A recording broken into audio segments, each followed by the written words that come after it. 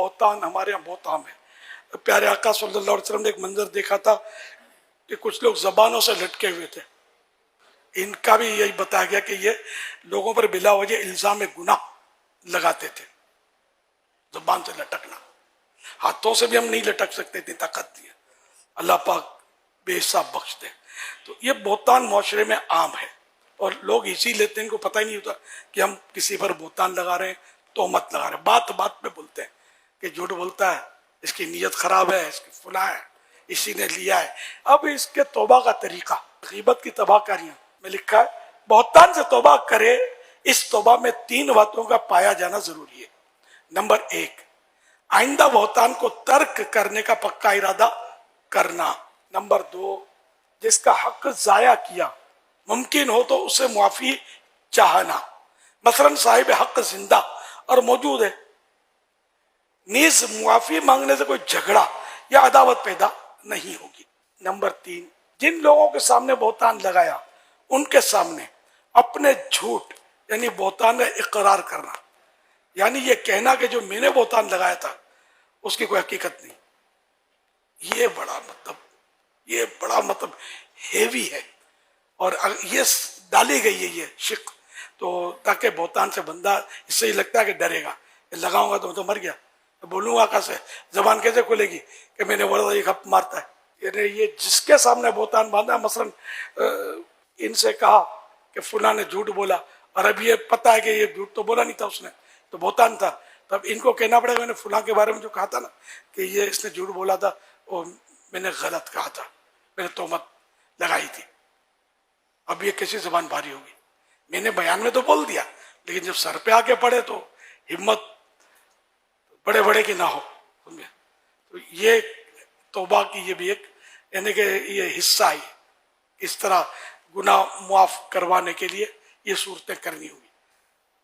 اللہ کی جناب میں بھی توبہ کرے، توبہ تو اللہ کی جناب میں ہوتی ہے. اچھا حضور، یہ تو ایک بندے کو کہا تو اس کو یہ کہنا ہوگا کہ میں نے جو بات کی تھی وہ غلط تھی. کسی پر بہتانی سوشل میڈیا پہ لگایا ہے، سوشل میڈیا پہ کیا یا گروپوں میں واٹس ایپ پہ چلا دیا، تو ہمیں تو یہ بھی نہیں پتا کہ یہ بات کہاں تک پہنچی ہے، تو اس کا کیا ازالہ ہوگا؟ سوشل میڈیا پر اس کو کہنا پڑے گا نا، سوشل میڈیا پر پیغام جاری کر دے گا، فلاں کے بارے میں جو کہا تھا وہ بات درست نہیں تھی اور میں نے بہتان لگا دیا تھا اور آپ سب گواہ رہی ہے کہ میں توبہ کرتا ہوں اور معافی مانگتا ہوں. جن کو تکلیف ہوئی میری طرف سے ان سے بھی معافی مانگتا ہوں. اس طرح کا مطلب، اور اگر اس کو جانتا ہے تو اس کو کہہ دے کہ یار بھول ہو گئی. تو یہ تو مطلب ہم جیسوں کے ساتھ تو زیادہ ہو رہا ہے. میرے اوپر تو کتنی تہمتیں لگاتے ہیں. میں سوچتا ہوں کاش یا میرے سامنے آ کے بیٹھ جائے، یار چھوٹے باپ پہ آ کے بیٹھ جائے تو میں اس کو سمجھا دوں گا یار تم کیا بول رہے ہو. بڑے باپ کے تو میں کمزور ہوں، پھنس جاؤں گا، بولوں گا تو مزید شور مچا دے گا سوشل میڈیا پہ جا کے. اب مجھے بعض اوقات رحم آتا ہے کہ یار یہ کیا کیا میرے بارے میں بول رہا ہے، ان کے بارے میں بول رہا ہے، ان کے بارے میں بول رہا ہے، دعوت اسلامی کے بارے میں بول رہا ہے. بیچارے کو پتہ ہی کچھ نہیں ہے اور بولا بولی کر رہے ہوتے ہیں. یہ تہمت، یہ لوگ یہ کرتے ہیں، وہ کرتے ہیں، فلاں کرتے ہیں، اس نے پیسے دبا دیا، اس نے یہ کھا گیا، اس نے یہ کر دیا. خدا کی قسم مطلب یہ پھنس جائیں گے. انہیں دنیا میں بھی ثابت نہیں کر سکتے، قیامت کے دن کب ثابت کریں گے؟ یعنی مطلب کیا کیا خالی دشمنی مجھ سے ہے تو بس شروع ہو گئے، اس سے دشمنی ہے شروع ہو گئے، اس سے دشمنی ہے شروع ہو گئے. تو یہ سوشل میڈیا کا مزاج ابھی تو آپ بولے سوشل میڈیا کا مزاج ہے، تو مرنے کے بعد پتہ چلے گا کتنے 200 ہوتے ہیں سوشل میڈیا کا مزاج. جہنم کے کون سے گڑھے میں پچھاڑ کے پھینکتا ہے. اللہ پاک سب کو توبہ کی توفیق نصیب کرے. اتنا برا حال ہے، یعنی میری تو ہے نا، میں تو حیرت ہوتی ہے مجھے. یعنی بڑے بعض تو سے سافٹ انداز میں، نرم انداز میں مخاطب مجھ سے ہیں جسے، اور نرم انداز میں عزت کے ساتھ، احترام کے ساتھ فضائل بیان کر کے، سمجھے، پھر یہ غلطی، اس سے ان کو رجوع کر لینا چاہیے، اس سے ان کو مطلب معافی مانگ لینی چاہیے. فلاں کا یار ساری دنیا میں ڈیگریڈ کرنے کا یہ بھی ایک طریقہ ہے کہ روئی میں لپیٹ لپیٹ کے مارو یار، جیسے کوئی یعنی کہ وہ پانی کو مم کہنے والے بچے کو سمجھا رہے ہیں. ظاہر ہے کہ بھلے کتنا ہی سافٹ ویئر آپ کا، کتنے ہی القاب حضرت علامہ مفتی فلاں چنی چنا سب لگے ہوئے ہیں، لیکن یار یہ طریقہ یہ کون سی کتاب میں لکھا ہو اصلاح کرنے کا یار؟ کہ اس طرح سب کے سامنے اصلاح کرو، بعد میں پتہ چلے کہ بھائی یہ غلطی تو نہیں تھی، الیاس اگر وضاحت کرتا ہے، میں وضاحتیں نہیں کرتا سوشل میڈیا پر کہ پھنس جانا ہے، جواب دو، جواب الجواب، اپنے ہزار کام ہے، اتنا ٹائم نہیں ہوتا کہ ان کے پیچھے لگے اپنے.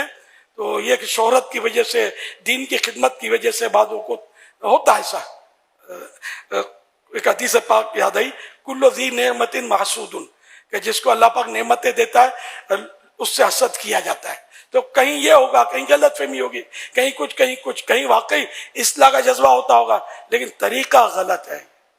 جس کی غلطی ہے براہ راست اس کو سمجھایا جائے.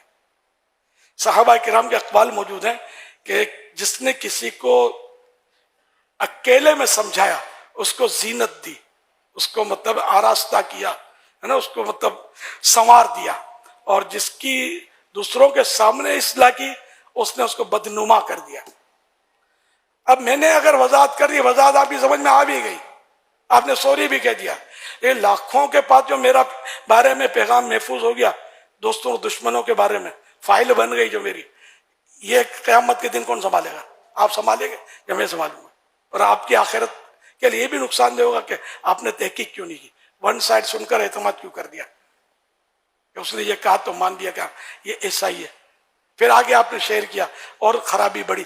ایسے مطلب آگے بھی نہیں بڑھانے چاہیے، وہیں دفن کر دیا جائے. جس نے بھیجا ممکن ہو اس کو بھی سمجھا دیا جائے کہ بھائی جہاں جہاں بھیجا وہاں سے ڈیلیٹ جلدی کر دے، یہ گناہ بھرا کلپ، جبکہ آپ کو 100% پتا ہو کہ یہ گناہ بھرا کلپ ہے.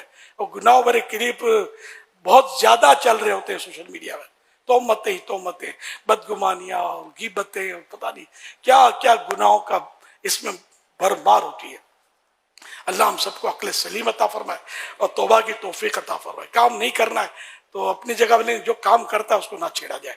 جو اللہ کے دین کی خدمت کرتا ہے، جو لوگوں کو نمازی بن رہا ہے، اگر بالفرض 19-20 ہے بھی کوئی اور دوسروں کو نمازی بن رہا ہے اور عقیدہ اس کا درست ہے، ایمانیات میں جو خرابی نہیں، تب بھی ایک ذہن یہ بنتا آدمی کا کہ یار چلو یار کام تو یہ اچھا کر رہا ہے. ایک مثال دے رہا ہوں، جبکہ ہم نے تو مطلب اللہ کا کرم ہے کہ ہمارے مبلغین اور یہ تقریباً مطلب یہ جو سوشل میڈیا پہ دیکھتا ہوں ان کے جوابات ہمارے پاس ہوتے ہیں، جو طرح طرح کی باتیں کر رہے ہوتے ہیں کہ یہ شریف بن کر، چھوٹے باپ کے بن کر بیٹھ جائیں گے، انشاءاللہ میں سمجھانے کے لیے تیار ہوں.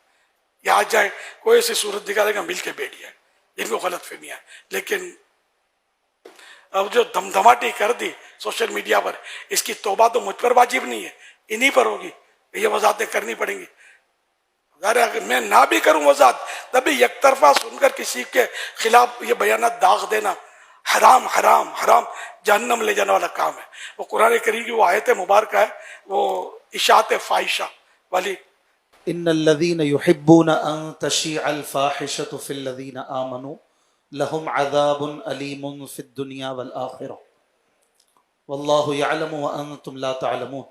وہ لوگ کہ جو اس بات کو پسند کرتے ہیں کہ لوگوں میں فاحشہ پھیلائیں، اشاعت فاحشہ، برا چرچا کریں، ان کے لیے دنیا اور آخرت میں شدید دردناک عذاب ہے.